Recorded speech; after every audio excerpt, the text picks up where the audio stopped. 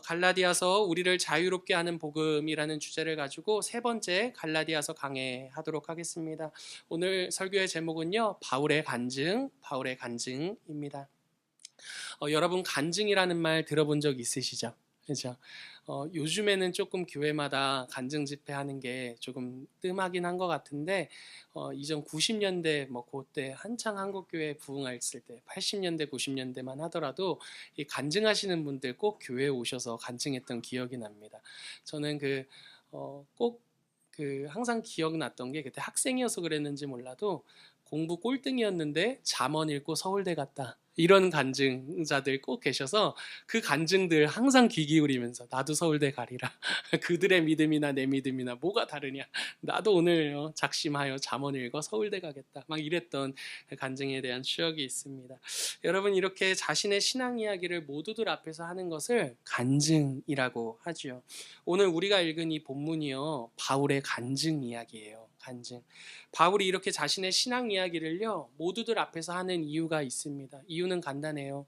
갈라디아의 여러 교회들을 위해서 지금의 이 간증을 한다라는 것입니다.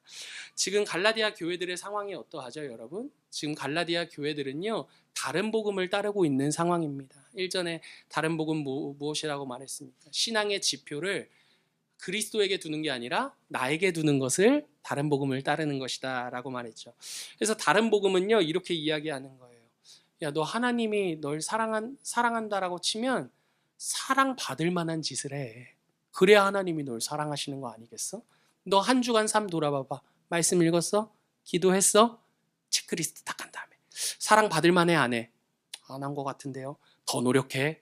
여러분 이게 다른 복음이 말하는 내용이었다라는 것이죠. 신앙의 지표가 그리스도께서 이루신 일 안에서 나를 보는 게 아니라 내가 한 만큼의 분량 안에서 나를 보고 평가하게 만드는 거. 그게 다른 복음이 우리로 하여금 하게 하는 일들이었다라는 것이죠. 여러분 이렇게 갈라디아의 여러 교회들이 다른 복음을 따름으로써 발생하는 많은 문제들이 있었는데 그 중에 한 문제가 무엇이었느냐 하면 자기의였습니다. 여러분 자기의라는 말 들어보신 적 있으시죠? 여러분 이 자기의라는 게 알면서도 모르겠는 교회 용어 중에 하나거든요. 자기의를 쉽게 말씀드리자면 나는 옳고 나는 되고 너는 안 돼. 여러분 이런 태도가 바로 자기의입니다. 이런 거죠. 나는 한 주간에 기도도 2시간 했고 말씀도 5장 이상 읽었어. 이런 내가 하나님 앞에서 더 사랑받겠냐? 한 주에 기도도 하나도 안 하고 말씀도 안 읽은 네가 사랑받겠냐? 그죠? 나는 사랑받을 만한 자격이 있고 너는 없어. 여러분 이런 식으로 신앙의 지표를 나를 기준 삼아 나는 되고 너는 안 돼가 바로 이 자기의였다라고요. 그래서 여러분 갈라디아 교회에 이런 일들로 인해서 어떠한 상황을 맞이하게 되느냐 하냐면 갈라디아 여러 교회들이 하나 되지를 못하는 상황에 이르게 됩니다. 여러분 자기의는요 상대를 사랑할 수 없게 만듭니다.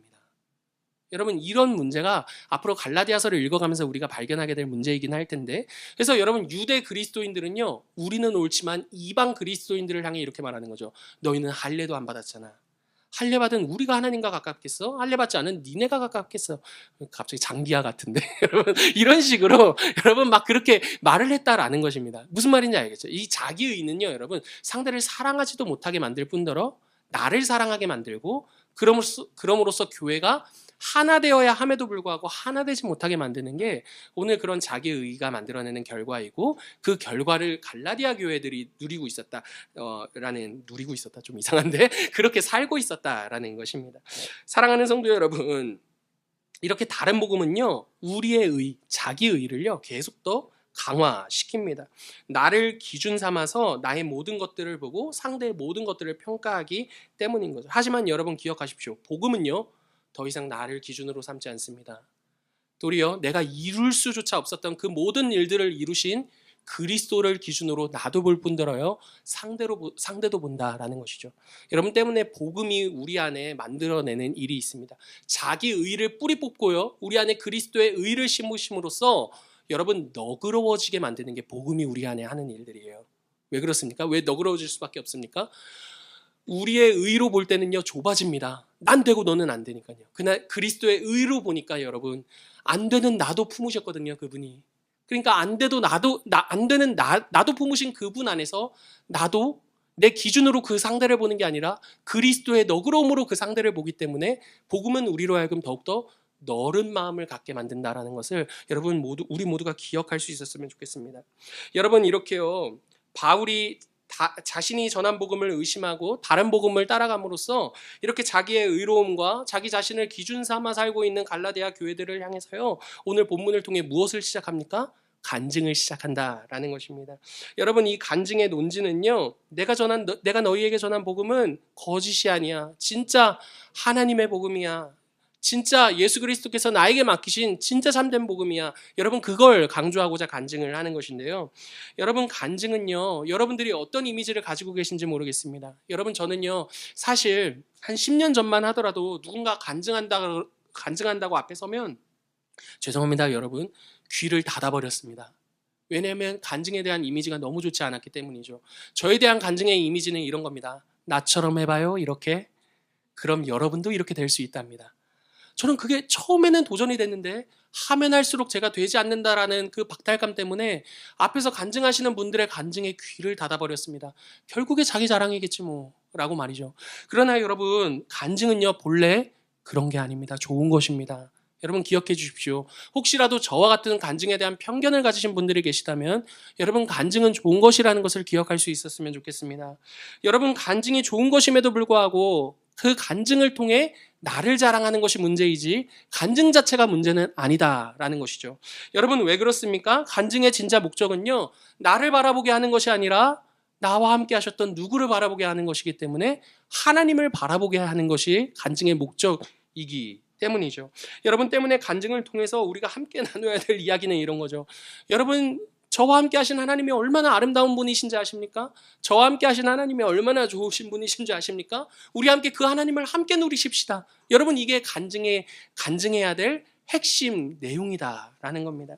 그래서 여러분 오늘 바울의 간증도 보시면요. 갈라디아 교회들로 하여금 와 바울 대단해. 여러분 이렇게 말하게 만들지 않습니다. 바울에게 역사하신 하나님을 보게 만들고 그 하나님이 얼마나 대단한 분이신지를 알게 만드는 게 이 바울의 간증이다라는 것이죠. 여러분 저는요 저의 삶뿐만 아니라 우리 교회 모두 역시도요 이런 바울의 간증들이 넘쳐날 수 있었으면 좋겠습니다.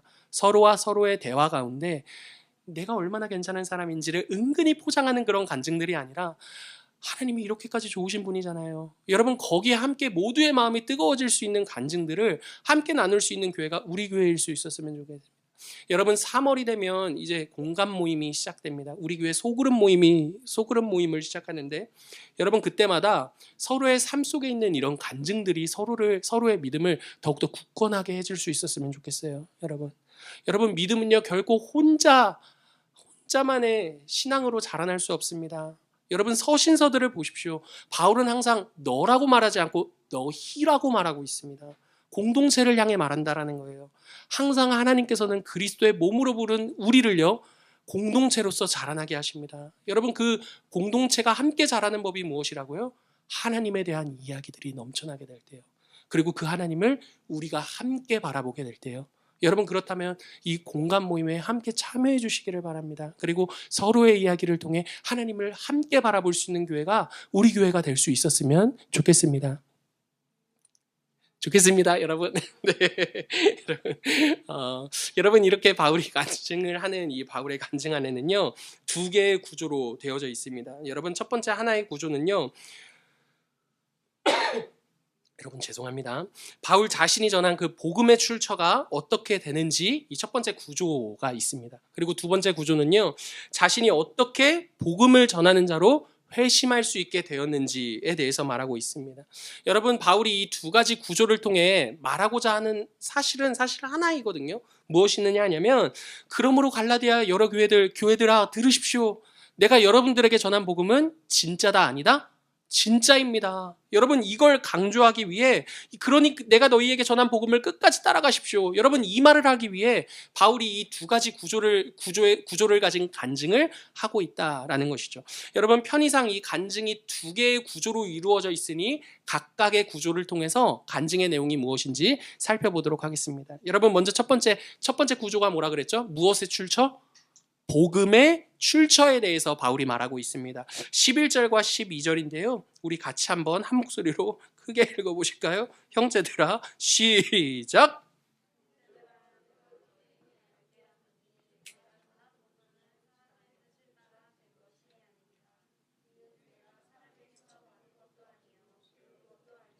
오직 예수 그리스도의 계시로 말미암은 것이라. 여러분, 지금 바울이요 복음의 출처에 대해서 이야기하는데 굉장히 강조하는 표현이 있죠.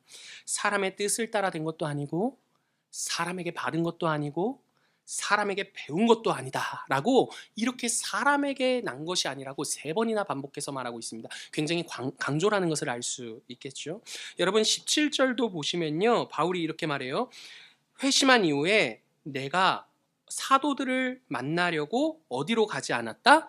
예루살렘으로 가지 않았다 라고 말하고, 18절에 보시면 그 이후에 3년 뒤에 예루살렘에 방문하기는 했지만 그때도 며칠만 머물렀다? 15일만 머물렀고, 그때 만났던 사도들은 겨우 몇 명이다? 2명, 베드로와 야고보 뿐이었다. 심지어 내가 거기서 복음을 전했을 때 다른 유대의 교회들이 내가 전한 복음으로 인해 누구에게 영광을 올려드리기까지 했다?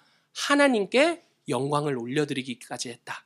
여러분, 이런 내용들이 지금 바울이 하고 있는 말이다라는 것입니다. 이런 말들을 함으로써 바울이 전달하고자 하는 바가 무엇입니까? 자신이 전한 복음의 출처가 사람에게 있다, 하나님에게 있다? 하나님에게 있다라는 것을 강조한다라는 거죠.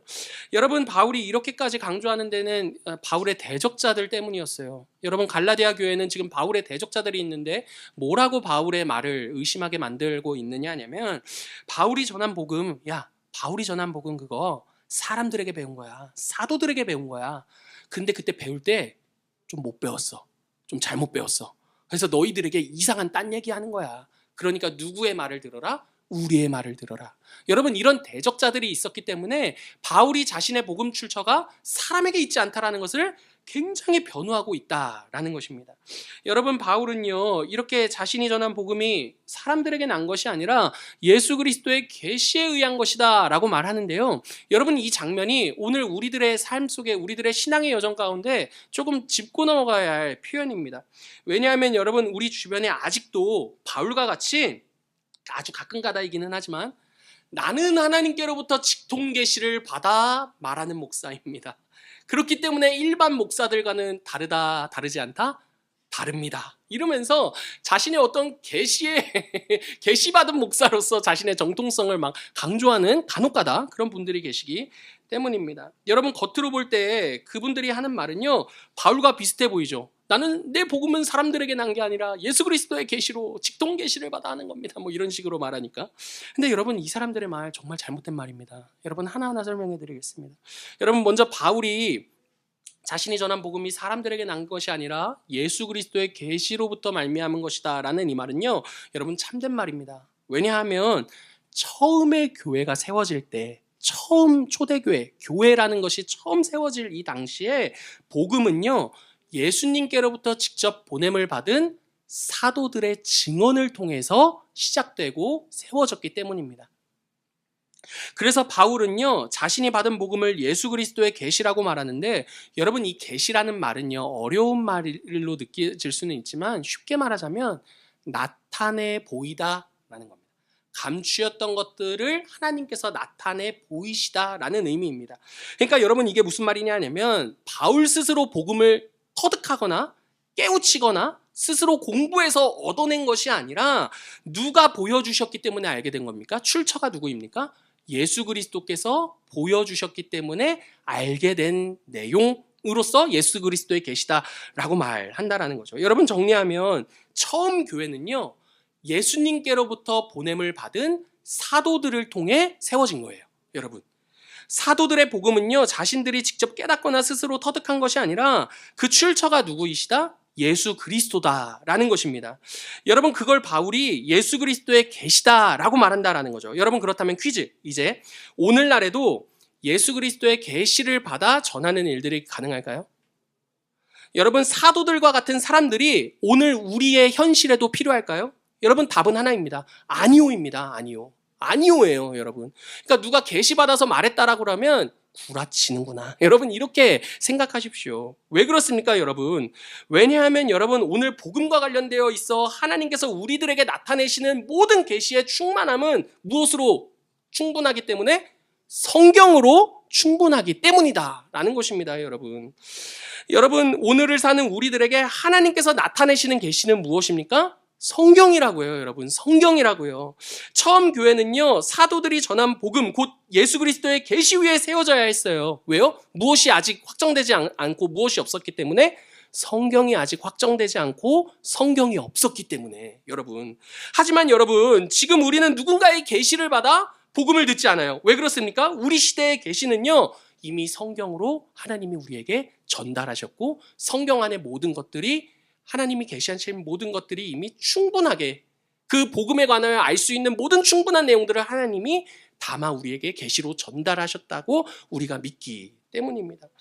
여러분 하나님께서는요 성경을 통해 복음과 관련해 우리가 알아야 할 모든 것들을 나타내셨습니다. 때문에 오늘 사는 우리들은요 특정한 사람을 통해 계시를 전달받는 내가 산에 가서 40일 금식 기도하고 특별한 걸 깨닫고 와서 여러분에게 말합니다.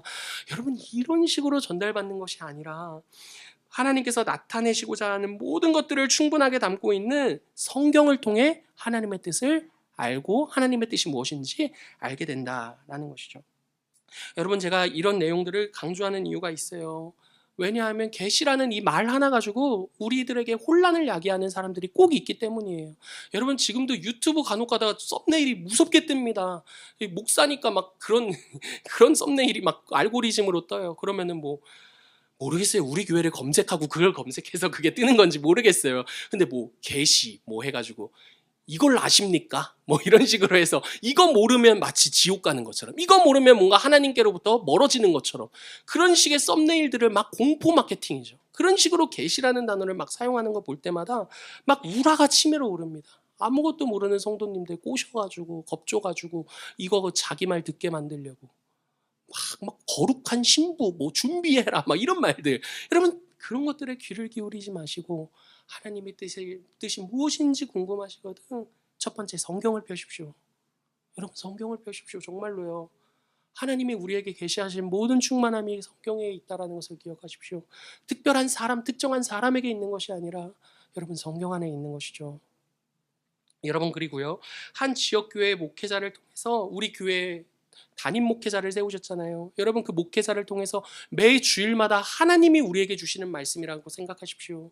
여러분 이건 제 어떤 제가 직통 계시를 받아 내 말을 들으십시오. 이런 차원으로 말씀드리는 게 아니라 한 목회자를 세워 하나님이 매 주일마다 하시는 일인 겁니다. 여러분 이게요. 가장 보편적으로요. 여러분. 그래서 여러분 말씀을 읽어감과 동시에 주일마다 선포되어지는 말씀을 통해서 우리의 신앙이 그 안에서 아름답게 자라날 수 있었으면 좋겠습니다. 사랑하는 성도 여러분, 하나님께서 우리의 신앙을 자라나게 하시는 방법은요 성경입니다. 여러분 어떤 특별한 특정한 신비한 계시를 받은 그 사람을 통해 우리를 자라나게 하시는 게 아니라 아주 평범해 보이는 이 한 가지 말씀을 읽고 꾸준히 읽어가고 그 말씀 안에서 하나님이 나를 향한 뜻이 무엇인지를 깨닫고 그 하루의 삶을 믿음으로 최선을 다해 살아나는 것. 여러분 그 평범한 일상을 통해 우리를 자라나게 하시지 막 뭐 꿈을 꾸게 하시고 물론 가끔 꿈도 꾸게 하세요. 여러분 근데 일반적으로는 아니다라는 것입니다. 여러분 보편적으로요.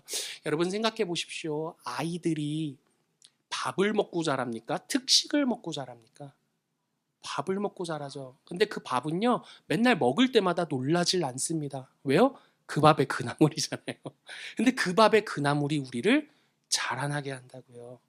근데 우리의 신앙생활은 자꾸 특식을 먹어야 자라는 것 같이 생각하는데 그렇지 않습니다. 그 밥의 그 나물로 돌아가십시오. 성경입니다. 여러분 말씀을 읽으십시오. 그리고 그 말씀을 통해 하루만큼의 분량을 나답게 살아내시는 것. 그 안에 우리의 신앙이 자라날 수 있다는 것을 우리 모두가 함께 기억할 수 있었으면 좋겠습니다. 여러분 바울이 이렇게 자신의 복음과 관련된 출처를 밝힌 후에 자신이 직접 겪은 일을 죄송해요 여러분 바울이 자신이 직접 겪은 일을 하나 소개하거든요. 바울에게 일어난 변화에 대해서 말해요. 근데 자신에게 일어난 그 변화를 말하기 전에 자신이 살아왔던 배경을 이렇게 말합니다. 13절과 14절 같이 한번 읽어볼게요. 내가 시작.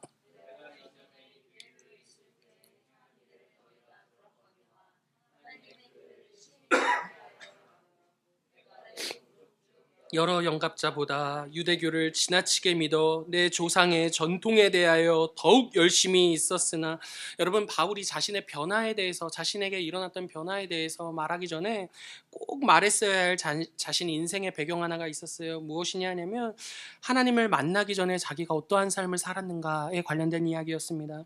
근데 여러분 바울이 지금 13절과 14절에서 말하고 있는 이 자신의 모습은요, 사실 자랑스럽다고 말할 수 없는 그런 삶의 모습이었습니다. 왜냐하면 자기 스스로는 최선을 다해 살기는 했지만 그 최선이 무엇이었습니까? 하나님의 교회를 핍박하고 박해하는 일이었기 때문인 거죠. 하나님의 복음과는 정반대의 삶을 살았어요. 그래서 바울이 이 내용을 말함으로써 갈라디아 교회들에게 이렇게 자신이 전한 복음을 변호하는 것이기도 합니다. 야, 너희들 이전에 내가 어떻게 살았는지 들었지, 유대교에서. 야, 그런데도 너희는 내가 복음을 어디 가서 배워가지고 너희에게 전한다라고 생각하냐? 옛날에 내 삶을 생각해봐. 나는 누군가에게 가서 복음을 배울 마음조차 없었던 사람이야. 복음이라면 치를 떨고 다 잡아가지고 다 그렇게 만들어버린 나에게 내가 복음을 배워서 너희에게 전한다고 말하는 거야? 여러분, 이런 맥락도 있다라는 것입니다.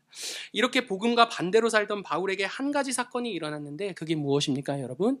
예수 그리스도께서 바울을 찾아오신 사건이었죠. 여느 때와 마찬가지로 예수 믿는 사람 다메섹에 있다는 얘기 듣고 잡으러 가던 길이었습니다. 사람들과 함께요. 근데 그 가운데 예수님께서 자신을 찾아오셨죠. 여러분 바울이 이를 통해, 여러분 이 내용을 통해서 사람들에게 이제 이렇게 말하고 싶은 것입니다. 내가 너희에게 전한 복음은 내가 사람들에게 배운 것이 아니라 자신을 먼저 찾아오신, 자신이 찾아가기도 전에 자신을 먼저 찾아오신 예수 그리스도로 인한 복음이야 라는 것을 자신의 간증을 통해 말한다라는 것이죠. 사랑하는 성도 여러분, 이렇게 복음은요, 우리가 하나님을 찾아간 것이 아니라 하나님이 우리를 찾아오신 사건입니다. 믿으십니까? 여러분, 예배 역시도 마찬가지예요. 예배는 복음입니다. 여러분, 예배는 형식이 아니라 복음이에요. 왜 그렇습니까? 우리가 하나님을 예배하는 것이 아니라 그분이 그럼에도 불구하고 우리 인생 가운데 여전히 신실하시고 은혜를 베푸시겠다 우리를 부르신 사건이 바로 이 오늘의 예배이기 때문입니다. 때문에 예배는요, 우리가 만들어낸 자리가 아니라 그분이 만들어내신 자리입니다. 누구를 내어주시면서까지요? 자신의 하나뿐인 아들을 내어주시면서 만들어내신 자리가 바로 이 예배다라는 것이죠. 여러분, 때문에 복음은요, 종교와는 다릅니다. 여러분, 우리가 종교란에 기독교라고 쓰기는 하지만 사실은 기독교는 종교는 아닙니다. 여러분, 기독교는요, 복음이에요. 여러분, 이게 무슨 차이를 만들어내는지 말씀드릴게요. 여러분, 종교 같은 경우는요, 내가 하나님을 향해, 신을 향해 찾아가는 것입니다. 그래서 거기서 제일 중요한 것은요, 노력과 정성이에요. 여러분. 근데 여러분, 우리가 기독교 신앙을 가졌음에도 불구하고 이런 식으로 하나님을 이해한 적 있지 않습니까? 하나님은 내가 노력을 보이고 정성을 보인 만큼 나에게 응답하실 거야 라고 말이죠. 여러분 때문에 그냥 스쳐가듯이 기도한 게 더 응답될 거라고 생각합니까? 내가 40일 금식한 기도가 더 응답받을 거라고 생각합니까? 여러분, 전자입니까? 후자입니까? 당연히 우리의 기대는요, 내가 노력한 만큼 응답해 주시겠지라는 후자에 있을 것입니다. 그죠? 내가 40일이나 있는데 하나님이 응답 안 하시면은 그게 하나님이야? 이런 마음을 가진 게 우리의 마음이다라는 것이죠. 여러분, 근데 죄송한데요, 그러한 태도들이 바로 하나님을 오해하는 것입니다. 여러분, 한번 생각해 보세요. 우리가 예수님을 받았던 그 일은요, 우리가 무엇을 했기 때문입니까? 여러분들, 하나님께 무엇인가를, 생명을 걸고 무엇인가를 내어드렸기 때문에 그분이 아들을 주신 것입니까? 우리를 위해? 여러분, 아무도 아닐걸요. 그래서 바울은 로마서 5장 8절, 6절 8절에 이렇게 말하죠. 우리가 아직 죄인 되었을 때, 우리가 아직 연약할 때, 우리가 원수 되었을 때 하나님께서 우리를 위해 자신의 아들을 내어주셨다라고 말이죠. 여러분, 우리가 그분의 아들을 선물로 받은 것은요, 우리가 무엇을 했기 때문이 아닙니다. 여러분, 근데도 우리의 마음 가운데는 계속 어떤 마음이 들고 있습니까? 내가 무언가를 함으로써 하나님께로부터 무언가 받겠다라고 말하고, 내가 무언가를 할 때 비로소 그분은 나에게 응답하시는 분이라고 생각한다라는 것이죠. 여러분, 한번 생각해 보십시오. 기도에서 응답받은 것이 많습니까? 기도하지도 않았는데 응답받아 살아온 내용들이 많습니까? 여러분, 적어도 저의 인생을 돌아봤을 때는요, 제가 기도한 것보다 저는 더 많은 걸 누렸습니다. 저는 한 번도요, 제 아내와 같은 사람을 만나게 해달라 기도해 본 적이 없습니다, 여러분. 근데 정말 좋은 사람을 하나님이 만나게 해주셨죠.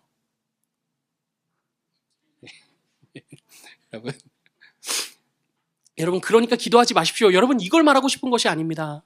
제 말은요, 여러분, 우리가 구하는 것보다 더 큰 것을 우리에게 선물해 주시는 그분의 자비로우심이 우리 인생을 향하고 있다는 것을 말하고 싶은 것입니다, 여러분. 그분은요, 여러분, 우리가 한 만큼 주시는 분이 아니라 우리가 하지도 않았는데도 주시는 분이라는 것을 우리 모두가 기억할 수 있었으면 좋겠습니다. 여러분, 그게 뭐라고요? 복음이라고요. 그게 뭐라고요? 종교와 다른 기독교라고요, 여러분. 여러분, 바울의 간증을 한번 보시기 바랍니다. 바울은요, 하나님과 정반대의 삶을 살았습니다. 그런데 하나님께서 바울을 찾아오셨습니다. 바울이 하나님을 찾아간 것이 아니라 하나님께서 바울을 찾아오셨습니다. 여러분, 바울이 하나님께 정성을 보였기 때문이 아니라 하나님께서 바울에게 정성을 보이신 사건이 바울의 간증 안에 들어있다라는 것입니다. 여러분 때문에 하나님의 정성은 은혜인 것이죠. 왜 그렇습니까? 받을 수 없는 사람에게, 구하지도 않은 그 사람에게 선물을 안겨다 주시는 것, 그것도 그 선물이 자신의 아들이라는 것. 여러분 때문에 하나님의 정성은요, 여러분, 하나님의 은혜입니다. 여러분, 기독교 신앙은요, 우리가 그분께 정성을 들여 정성을 받아내는 것이 아니라 우리가 전혀 정성을 쏟아내지 못했음에도 불구하고 우리에게 그분이 정성을 쏟으셨다라는 데 있다라는 것이죠. 사랑하는 성도 여러분, 복음은요, 이렇게 우리 인생의 주도권을요, 나의 정성에서 하나님의 정성이 더 크다는 데로 나아가게 합니다. 때문에 여러분, 만약에 우리의 인생이 복음을 만나고요, 우리 인생의 주도권이 나의 정성이 아니라 하나님의 정성 안에 있다라는 것을 알게 될 때, 여러분, 우리는 우리 인생을 바라보는 관점과 해석이 변하게 됩니다. 그게 여러분 15절인데요. 15절 같이 한번 읽어보실까요? 시작. 그러나 나를 택정하시고 그의 은혜로 나를 부르신 이가. 여러분, 바울이 복음을 만나고 난 이후에 변하게 된 가장 큰 관점 중에 하나가 무엇이냐 하냐면 자신의 지나왔던 인생을 바라보는 관점의 해석에 대한 변화였습니다. 여러분, 이전에는요, 그저 자신이 살아왔던 모든 순간들이 우연에 의한 것들인 줄 알았어요. 그리고 한 번씩 내가 믿었던 그 신이, 내가 그에게 정성을 보였을 때 한 번씩 나에게 잘해주는 게 자신의 인생이라고 생각했다라는 것입니다.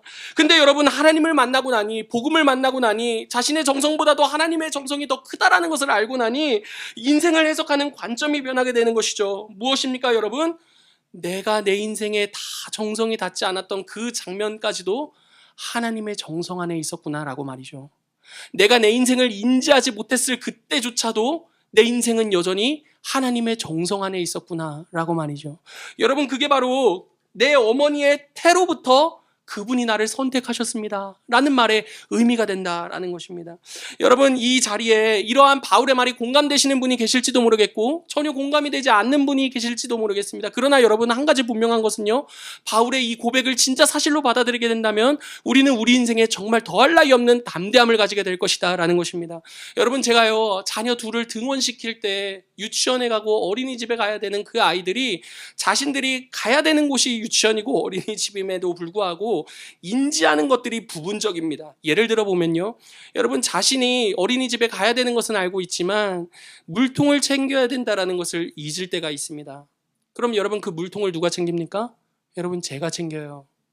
그리고 칫솔도 놓고 가면 제가 챙깁니다. 수저통도 놓고 가면 제가 챙깁니다. 여러분, 무슨 말입니까? 자신들이 인지하지 못하는 모든 것까지도 누가 인지해서 그 아이들을 챙기고 있습니까? 부모인 제가 인지해서 아이들의 인생을 챙기고 있죠. 사랑하는 성도 여러분, 복음이 무엇입니까? 우리가 우리의 삶을 인지하지 못했던, 우리의 정성이 닿지 못한, 우리가 최선을 다했음에도 불구하고 미약한 최선일 수밖에 없는 우리 인생을 향해 그분이 여전히 자신의 최선 안에, 자신의 정성 안에 우리 인생을 두시고 우리의 인생을 챙기시며 인도해 가신다라는 것이죠. 사랑하는 성도 여러분, 여러분, 하나님 앞에서 우리의 삶도 마찬가지입니다. 동일합니다. 여러분, 우리의 열심은요, 너무나 부분적이죠. 하지만 여러분, 우리 인생에 대한 그분의 열심이요, 우리의 정성과 열심과 최선과 노력이 닿지 않는 그 자리까지도 그분이 채우신다고요. 여러분, 그게 무슨 말입니까? 어머니의 태로부터 내가 내 인생을 책임질 수 없었던 그때부터도 여전히 그분은 내 인생을 책임지고 붙들고 나와 함께 하셨습니다 라는 바울의 고백이다라는 것입니다. 사랑하는 성도 여러분, 제가 하고 싶은 말은 너무나 분명합니다. 여러분, 지나온 삶 우리가 가만 보니까 삶을 살 때는 잘 몰라요. 그러니까 내 힘으로 내가 살아왔고 내 힘으로 내 삶을 채우며 여기까지 왔다라고 생각했는데 돌이켜보니, 복음을 만나고 내 인생을 다시금 돌이켜보니 내가 내 삶을 채우는 내 최선의 비중보다도 누구의 비중이 더 크셨다? 하나님이 채우시는 하나님의 최선과 정성의 비중이 더 크셨다라는 것을 알게 되더라라는 것입니다. 그래서 사랑하는 성도 여러분, 이러한 복음을 우리가 진하게 만나게 될 때 우리 안에는요, 여러분, 더 이상 지나간 날들에 대해 후회로 자책으로 잡히지 않을 수 있는 자유함을 선물받게 됩니다. 여러분 그래서 진짜 복음을 만난 사람은요, 더 이상 과거에 묶이지 않을 수 있는 자유를 선물받아 살아가게 됩니다. 여러분, 이 자리 가운데 혹시라도요, 지난날 나의 어떤 과오와 나의 치명적인 실수로 인해 여전히 후회하고 자책하시는 분들이 계시다면, 여러분, 저는요, 여러분들이 오늘 그 복음을 만날 수 있었으면 좋겠습니다. 왜 그렇습니까? 지나왔던 그 한 자락까지도, 내가 실패라 여겼던 그 한 장면까지도 그분의 정성이 닿지 않았던 장면은 한 장면도 없이 이 자리까지 온 게 아니기 때문입니다. 여러분, 바울의 간증을 기억해 보십시오. 자신이 유대교에 있었을 때뿐만 아니라 심지어 자신이 하나님을 인지하지 못했던 그때에도 하나님께서는 자신의 정성 안에 자기를 두셨다라고 말하고 있지 않습니까? 사랑하는 성도 여러분, 무엇보다 우리가 이 일을 확신할 수 있는 이유는요, 바로 예수 그리스도의 죽으심과 부활하심 때문입니다. 여러분, 이 시간 한번 생각해 보십시오. 내가 했던 일들 가운데 가장 후회스럽고 자책스러운 일이 무엇입니까? 여러분, 저는요, 그 일들이 여러분들이 어떠한 일로 그렇게 후회하고 그 지난날의 과거에 묶여 있는지 저는 아무것도 모릅니다. 여러분, 그러나 한번 생각해 보십시오. 여러분, 우리가 겪은 그 후회스러운 그 일보다도 여러분, 하나님께서는요, 더 큰 후회스러운 일을 우리를 위해 하셨습니다. 여러분, 그 일이 무엇입니까? 자신의 하나뿐인 아들을 내어주신 것이죠, 여러분. 여러분, 물론 하나님께서는 아들을 내어주시면서 후회한다라고 말하신 그런 분은 아니십니다. 그러나 여러분, 그 일은요, 모두가 볼 때 미련한 일이었고요, 모두가 볼 때 손가락질 받으며 모두가 볼 때 인정하지 못하는 일이었습니다. 그렇게까지 아들을 내어줄 만한, 신이 사람이 된 것도 이상하고 신이 자신의 하나뿐인 아들을 내어주는 그런 바보 같은 일이 어디 있느냐라고 말이죠. 여러분, 근데 그분이 그렇게 후회스러운 일을 하셨습니다. 여러분, 그렇다면 그분이 왜 그렇게 후회스러운 그 일을 그분이 기꺼이 하신 것입니까? 여러분, 우리로 하여금 더 이상 후회에 사로잡혀 사는 인생이 되지 않게 하시려고 그분이 그 일을 감당하신 거죠. 너의 삶을 후회하게 만드는 모든 것들로 인한 결과는 내가 대신 받을 거야. 그러니 너는 내가 너에게 주는 이 새로운 생명 안에서 더 이상 후회와 낙심과 좌절이 아닌 기대와 소망을 갖고 살아라 라고 말이죠. 여러분, 더 나아가 그 하나뿐인 아들이신 예수 그리스도께서요, 실제로 우리가 당면해야 될 후회로 인한 모든 결과를 그분이 담당하셨습니다. 우리의 모든 실패를 그분이 담당하셨습니다. 여러분, 그게 그분의 십자가 사건의 의미입니다.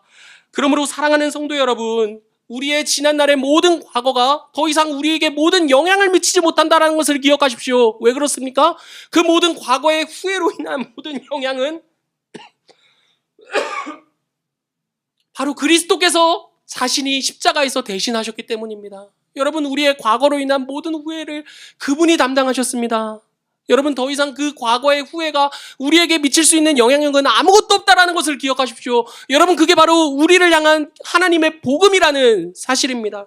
여러분, 말씀을 마치겠습니다. 사랑하는 성도 여러분, 복음은요, 우리의 모든 지나간 과거에 대해 자유를 선물합니다. 왜냐하면 그 지나온 모든 순간들 하나하나마다 하나님께서 자신의 정성 안에 두시며 우리의 인생을 인도해 오신 모든 한순간순간들이기 때문입니다. 여러분, 더 나아가 그분께서는요, 더 이상 우리로 하여금 후회하지 않게 하시기 위해 자신이 후회할 일을 감당하셨습니다. 자신의 하나뿐인 아들을 내어주셨다라고요. 여러분, 그리고 그 아들은요, 우리가 짊어져야 할 모든 후회를 짊어지시고 우리의 모든 실패와 우리의 모든 자책을 짊어지시고 여러분, 십자가로 가셨습니다. 여러분, 그분은 그 십자가에서 우리의 모든 후회와 좌절을 감당하셨습니다. 아버지께 버림을 받는 그 자리까지 가셨어요, 여러분. 그렇다면 사랑하는 성도 여러분, 더 이상 지난날의 그 모든 과거가 우리를 옥죄고 우리에게 미칠 수 있는 영향력은 아무것도 없다라는 것을 기억하십시오. 오늘 이 자리에 있는 우리 모두에게도 마찬가지입니다. 여러분, 지나온 모든 시간들을 회상할 때 우리의 가장 수치스러운 그 모든 일 앞에서요, 여러분, 후회와 자책이 아닌 그분으로 인한 그 은혜를 고백하십시다. 우리의 모든 후회와 자책을 담당하신 그리스도로 인해 여러분 더 이상 우리의 지난 날의 그 모든 과거는요 우리 삶에 어떠한 영향력도 미칠 수 없기 때문입니다. 여러분 우리 삶에 우리가 만들어 놓은 그 실수와 실패보다도요 우리의 인생을 향하고 있는 그분의 정성이 더 큽니다. 여러분 그 예수 그리스도의 정성 안에서 우리의 삶은 계속해서 이어져 왔고요. 지금도 이어지고 있으며 앞으로도 이어질 것입니다. 여러분 이러한 간증들을 우리의 간증으로 여기며 우리의 신앙 각자의 신앙의 여정을 정말 우리답게 살아낼 수 있는 저와 여러분이 되기를 간절히 기도합니다. 아멘. 우리에게 주신 말씀